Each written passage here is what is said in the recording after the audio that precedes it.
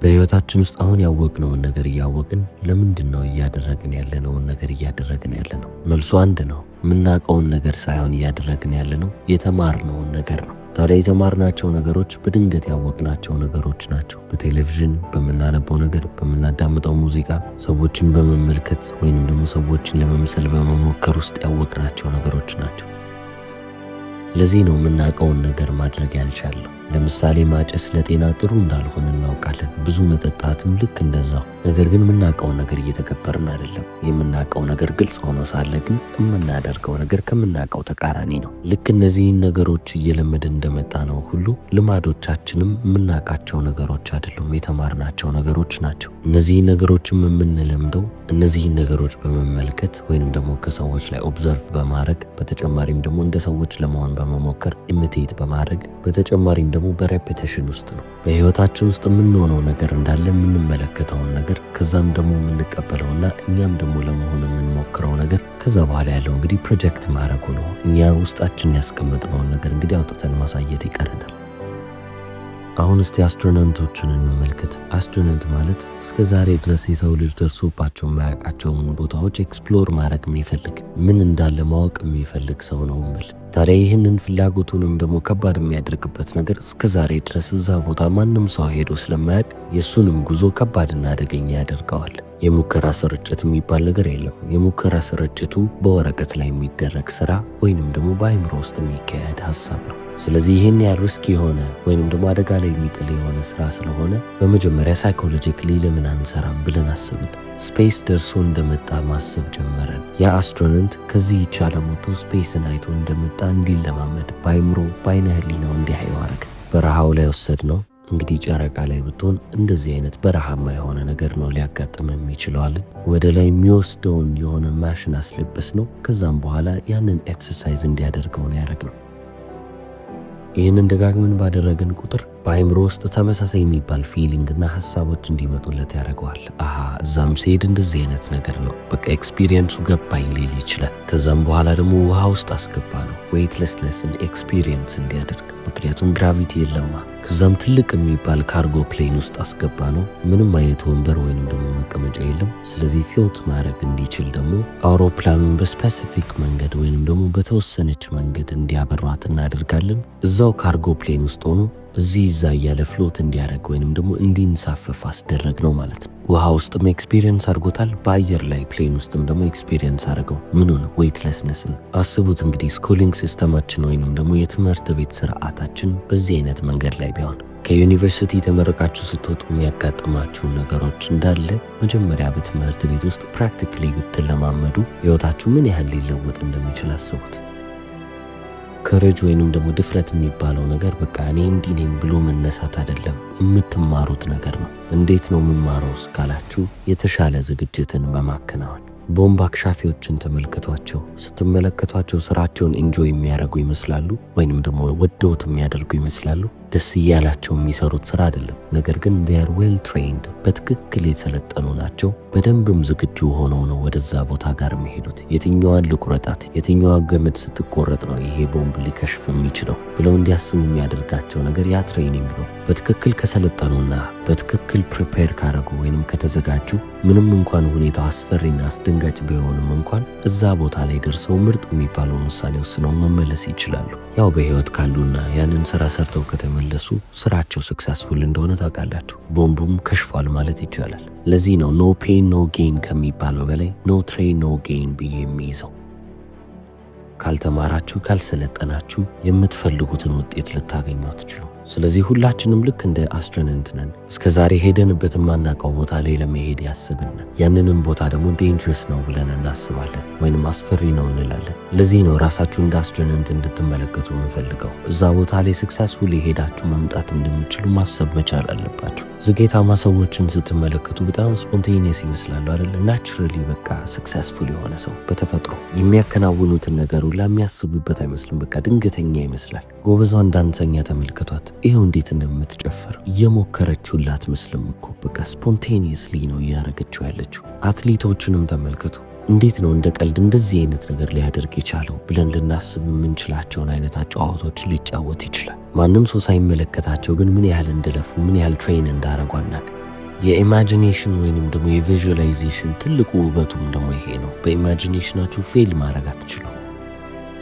ለምሳሌ ስፖርተኛ ናችሁ ወይንም ደግሞ አትሌት ናችሁ። እናንተ የ100 ሜትር ሯጭ ከሆናችሁ ሩጫው እንዴት ጀምሮ እንዴት ማለቅ እንዳለበት የምትወስኑት እናንተ ናችሁ። በአይምሯችሁ ውስጥ ተነስታችሁ በስንት ሰከንድ እንደጨረሳችሁ መመልከት ትችላላችሁ። አሸናፊ የሆናችሁን ስትሸለሙ ማየት ትችላላችሁ። ፌሊየር የሚባል ነገር በአይምሯችሁ ውስጥ የለም። የፈለጋችሁትን ግብ የፈለጋችሁትን ጎል ተመልክታችሁ ያንን ነገር ማሳካት ትችላላችሁ። አይነ ህሊናችሁ ውስጥ ደግሞ ያንን ምስል ቪቪድሊ ከሳላችሁት ወይም ደግሞ ጥርት ባለ እውነታ በሚመስል መልክ ካስቀመጣችሁት በዚህች ምድር ላይም ደግሞ ትሬን እያረጋችሁ እየተለማመዳችሁ አሁንም ደግሞ ወደ አይምሯችሁ ተመልሳችሁ ሪኸርስ እያረጋችሁ ያንን በአይነ ህሊናችሁ የተመለከታችሁትን ነገር እውነታችሁ ልታረጉት ትችላላችሁ። በደንብ ይቻላል። በዚህች ምድር ላይ ሁሌም ቢሆን ሰክሰስፉል ትሆናላችሁ ወይንም ደግሞ ሁሌም ቢሆን ሰክሲድ እያረጋችሁ ታልፋላችሁ ከተባለ አይ አታረቁ። ውድቀቶች አንዳንድ ያጋጥሟችኋል። ነገር ግን እነዚህን ውድቀቶች በአይነ ህሊናችሁ ውስጥ አስቀምጣችሁ ደግሞ ደጋግማችሁ ልታስቡ አይገባም። ከስህተቶቻችሁና ከውድቀቶቻችሁ ትምህርት ነው የምትወስዱት። ድሎቻችሁንና ማሳካት የምትፈልጉትን ነገር ደግሞ በአይነ ህሊናችሁ ደጋግማችሁ ማሰብ ማለት ነው። አሁን እነዛ ኤፈርትለስሊ ጉድ የምትሏቸው አትሌቶች ወይንም ደግሞ ጥረት አልባ በሚመስል ሁኔታ የሚያሸንፉትን ሰዎች ስትመለከቱ በእውነተኛው ዓለም ላይ እየሰለጠኑ አይደለም ማለት አትችሉም። በደንብ ይሰለጥናሉ እኮ ያንን ፕሪፓሬሽን ማድረጋቸው አይቀርም። ነገር ግን ምርጥ የሚባለው ፕሪፓሬሽን ወይንም ደግሞ ዝግጁ ለመሆን የምናደርገው ነገር ምንድን ነው ካላችሁ አይምሯችን ውስጥ የምናከናውነውና የምንሰራው ሪኸርሰል ነው። ይህንንም ደግሞ በፈለግንበት ቦታ ሆነን መጨረስ እንችላለን። በቤታችን ውስጥ ሳሎን ተቀምጠን አልጋችን ላይ ማታ ልንተኛ ስንል የቤታችን ግቢ ውስጥ ወይንም ጓሮ ወይንም ደግሞ ወተንም ፓርክ ውስጥ ቁጭ ብለንም ካልን የፈለግነው ቦታ ላይ ሆነን ማድረግ የምንችለው ነገር ነው። አይምሯችን ምን ጊዜም ቢሆን ወደ ኋላ መመለስ ይችላል። ወደፊትም መሄድ ወደምንፈልግበት ቦታም ደግሞ እዛው ጋር ልናስቀምጠው እንችላለን። የፈለግንበት ቦታ ሊያገለግለን የሚችል ነው። በቲፕ በጣም የማምን ሰው ነኝ። ቱ ኢንሹር ፐርፎርማንስ ማለትም ነው አንድ ሰው በተጠበቀበት የብቃት ደረጃ ፐርፎርም እንዲያደርግ ወይንም ደግሞ ብቃቱ እንዲያሳይ መጀመሪያ ኢንሹር የምታደርጉት ወይንም ደግሞ የምትሰጡት ነገር ነው።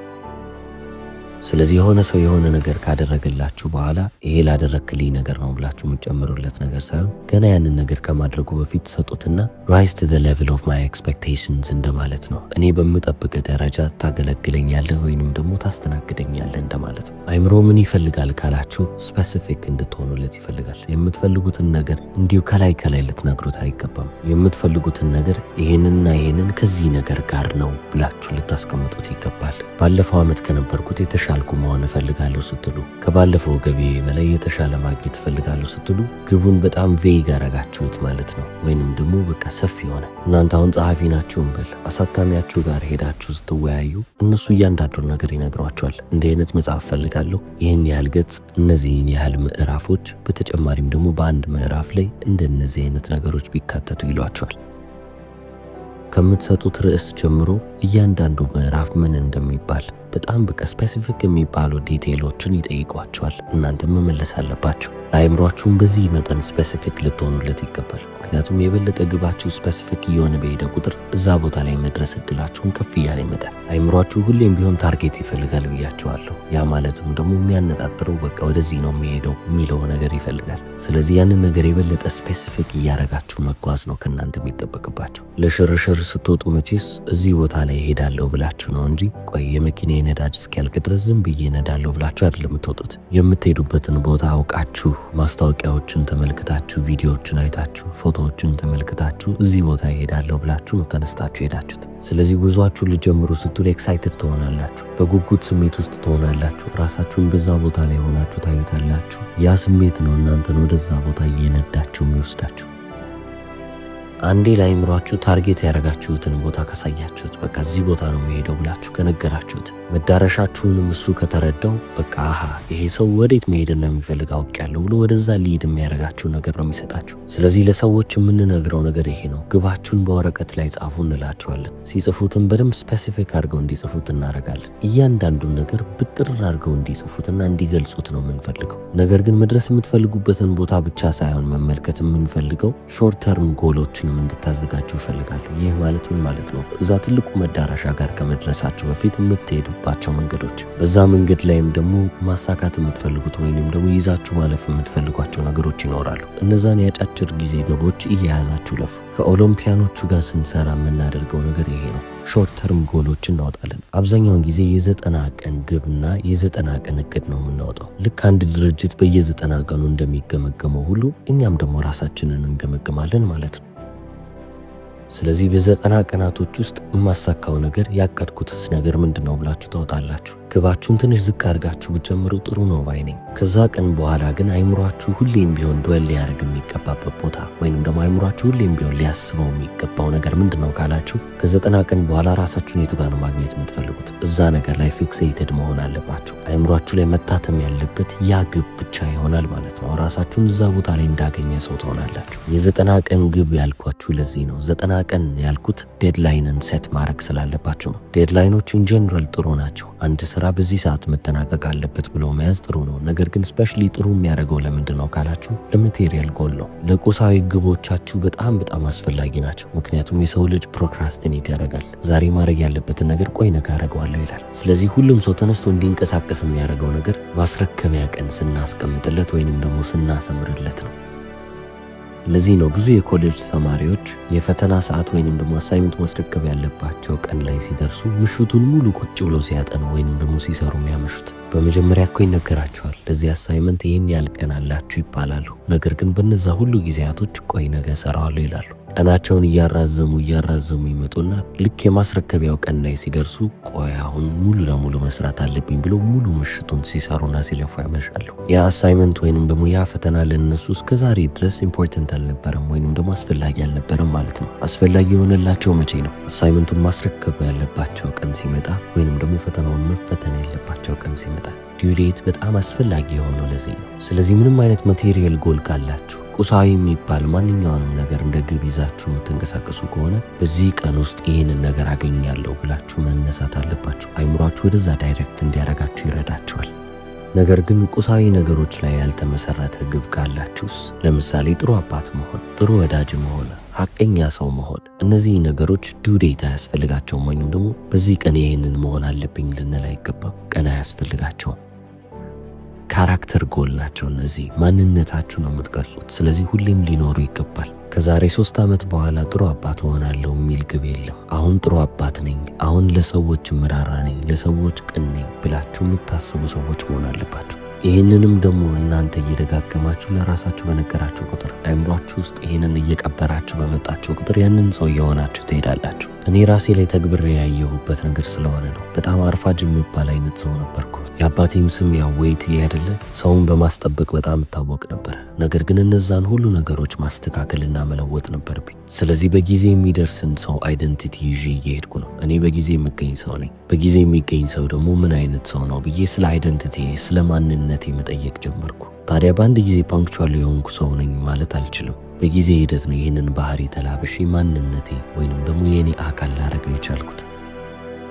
ስለዚህ ምንም አይነት ቁሳዊ የሚባል ግብ ካላችሁ ስፔሲፊክ ልትሆኑ ይገባል። ይህንን ነገር ከዚህ ነገር ጋር ነው የምፈልገው በዚህ ጊዜ ለአይምሯችሁ ታርጌት ተቀመጠ ማለት ነው። ነገር ግን ለራሳችሁ ስትነግሩ በፕሬዘንት ቴንስ ማድረግ አለባችሁ። እኔ እንዲህ ነኝ ብላችሁ ለራሳችሁ ንገሩት። ምክንያቱም አይምሯችሁ ውስጥ የምትመለከቱት ምስል ወይንም በምናብ እይታችሁ የምታዩት ነገር እንዳለ ለአይምሯችሁ እንደ ፋክት ሆኖ ወይንም እንደ እውነታ ሆኖ ስለሚመዘግብ እውነታውን ደግሞ አታርቁት። እኔ እሆናለሁ ካላችሁ አይምሯችሁ እንዳልሆናችሁ ነው ልብ የሚለው። ስለዚህ እኔ ነኝ እያላችሁ ታስባላችሁ። እኔ ነኝ እያላችሁ በአይምሯችሁ ውስጥ ያንን ሀሳብ ታመላልሳላችሁ። ለዚህ ነው ፐርሰናል ዴቨሎፕመንት ላይ የሚሰሩ ወይንም ደግሞ ሞቲቬሽናል ስፒከሮችን እንኳን ብትመለከቱ ሁሌም ቢሆን አፈርሜሽኖችን ሲያሰሯችሁ በፕሬዘንት ቴንስ እንድትሏቸው የሚያደርጓችሁ። በቃ እኔ እንዲህ ነኝ እንድትሉ ነው እንጂ እኔ እንዲህ እሆናለሁ እንድትሉ አያደርጓችሁ። ስለዚህ እንደነዚህ አይነት ነገሮችን ሁሌም ቢሆን አይምሯችሁ ውስጥ ኢንግሬቭ እያደረጋችሁ ወይንም ደግሞ እየቀበራችሁ የምታልፉት ሪላክስድ በሆናችሁበት ሞመንት ቢሆን የተመረጠ ነው። ዘና ባላችሁ ሰዓት ላይ እንደነዚህ አይነት ነገሮችን ብታደርጉ ብታከናውኑ እናንተም የተሻለ የሚባል ውጤትን እየተመለከታችሁ የምትመጡበት ፍጥነት የተሻለ ይሆናል። የአይምሯችሁን የግራ ክፍሉን ወይንም ደግሞ ሌፍት ሄሚስፌር የሚባለውን የአይምሯችሁን ክፍል ጸጥ ካስደረጋችሁ በቀኙ በኩል በደንብ ፋንክሽን ማድረግ ትጀምራላችሁ። ወደ ሰብኮንሽስ ማይንዳችሁ ዳይሬክት አክሰስ የምታገኙት በዛ በኩል ነው። ኢየሱስ ደቀ መዝሙሮቹን ሲመለከታቸው ሌሊቱን ሙሉ ሞከረን፣ ነገር ግን ምንም ዓሣ ልንይዝ አልቻልንም አሉት። ከዛም እሱም እንዲህ ብሎ መለሰላቸው፣ መረባችሁን በቀኝ በኩል ጣሉት አላቸው። ያንን ካደረጉም በኋላ መረባቸው እስኪሞላ ድረስ መያዝ የማይችሉትን ያህል ዓሣ ሊያገኙ ቻሉ። ስለዚህ እናንተም ሌፍት ሄmisፌራችሁን ጸጥ ማስደረግ ነው። ሎጂካል የሆነውን ራሽናል የሆነውን ሳይዳችሁን ጸጥ ታስደርጉትና ከዛ በኋላ ደግሞ በቀኙ ሄmisፌር በኩል ስሜት ባለበት በኩል ሰብኮንሽስ ማይንዳችሁ አክቲቬትድ በሚሆንበት ሳይድ ላይ ሆናችሁ እነዚህን ሁሉ አሁን ያልኳችሁን ነገሮች ታደርጋላችሁ ማለት ነው። እነዚህን አሁን ያልኳችሁን ነገር ካደረጋችሁ ህይወታችሁ የማይለወጥበት ምንም አይነት ምክንያት የለም ይለናል ታዋቂው አሜሪካን ራይተር እና ሞቲቬሽናል ስፒከር ዴኒስ ዌይትሊ። እስከ መጨረሻው ስለተከታተላችሁኝ አመሰግናለሁ። ቻው።